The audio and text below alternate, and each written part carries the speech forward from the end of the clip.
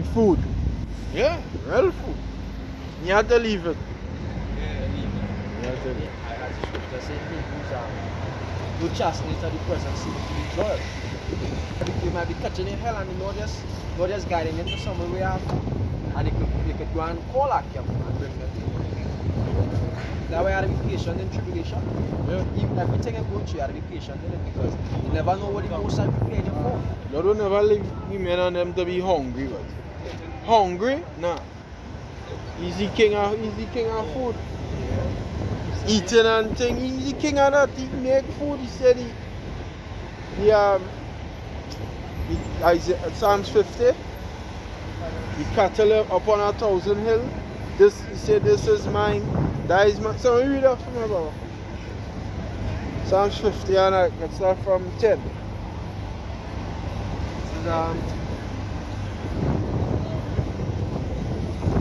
This is Psalm 50 and verse 10. It says, every beast, we must start from above or right? All right, It says, for every beast of the forest is mine, and the cattle upon 1,000 hills. I know all the fowls of the mountains, and the wild beasts of the fields are mine. that is it. All that is food. Now that we was talking about sacrificing with Jake and the wicked, God.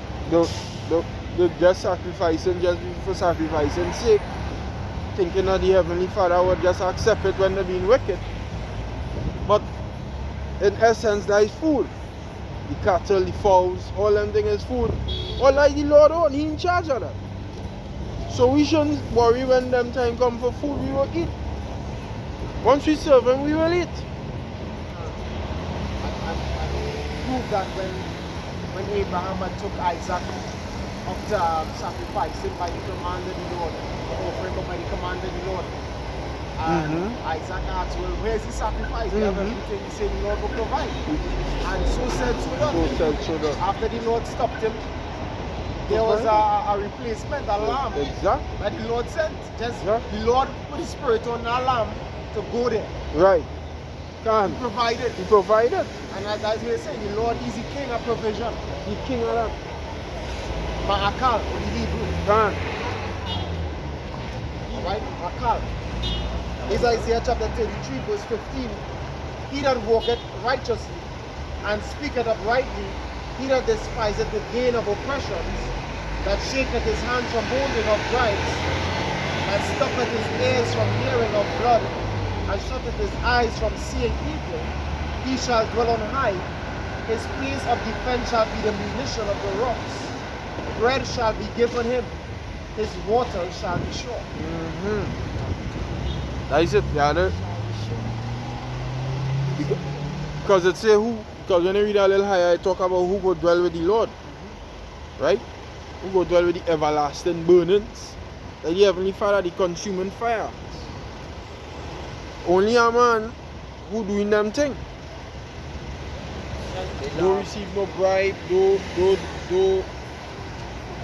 be on shit, don't be on folly. Right? That is the only way you can eat and you can drink. Good. Is Luke 12 and verse 22 it says, and he said unto his disciples, therefore I say unto you, take no thought for your life, what ye shall eat, neither for your body, what ye shall put on. The life is more than the meat, and the body is more than raiment.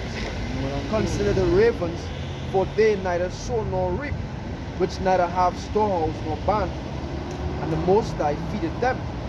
How much more are ye better than the fowls? Islam? Yes. It's 1 Kings chapter 17, and I start at verse 1. And Elijah the Tishbite, who was of the inhabitants of Gilead, said unto Ahab, as the Lord power of Israel liveth, before whom I stand, there shall not be dew nor rain these years, but according to my word. And the word of the Lord came unto him, saying, get thee hence and turn thee eastward, and hide thyself by the brook Kerith, that is before Jordan.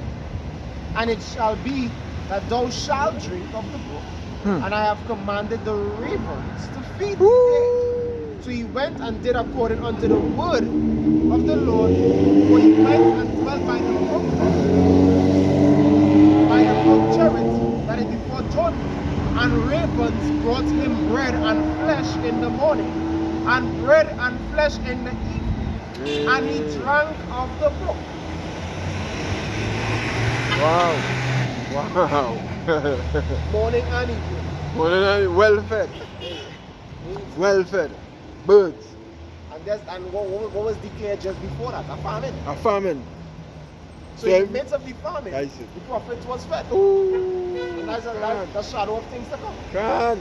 Yaka. Beautiful. I think it's Job. Beautiful. It's Job chapter 5 and verse 20. It says, in famine he shall redeem thee from death, and in war from the power of the sword. Thou shalt be hid from the scourge of the tongue. Neither shalt thou be afraid of destruction when it cometh, and destruction and famine thou shalt laugh. Neither shalt thou be afraid of the beasts of the earth. For thou shalt be in league with the stones of the field, and the beasts of the field shall be in peace with thee. Thou shalt laugh. Thou shalt laugh. None of us fails us. Yes. That's not going to faze us.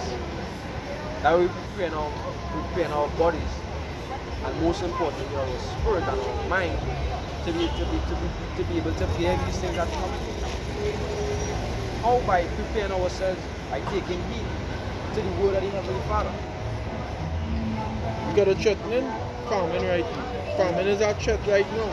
When you saying you're going to take away people's money, you saying I will make all you hungry.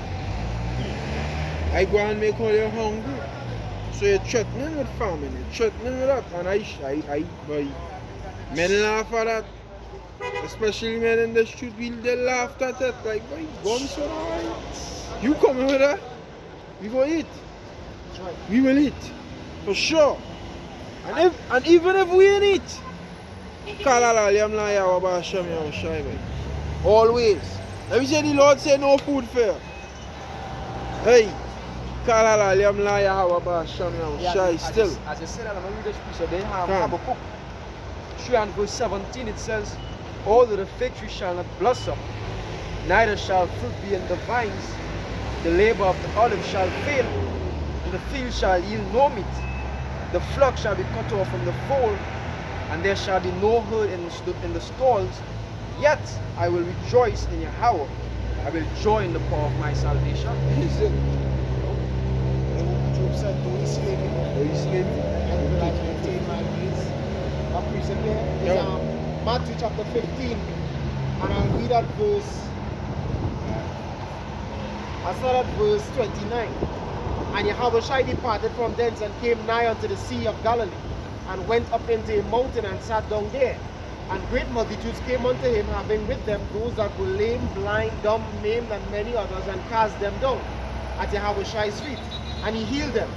It so much that the multitude wondered when they saw the dumb to speak, the maimed to behold, the lame to walk, and the blind to see, and the glorified power of Israel.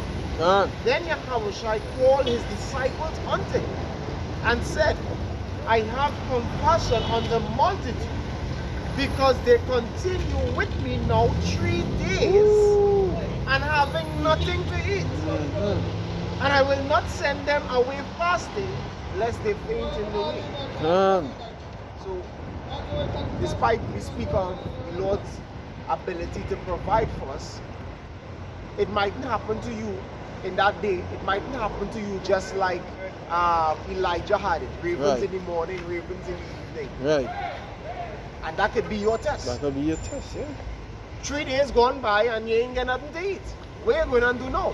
Sometimes that could have been a counseling here with Satan and God and say, don't give him for 3 years, let me see what you're going to do. Yeah.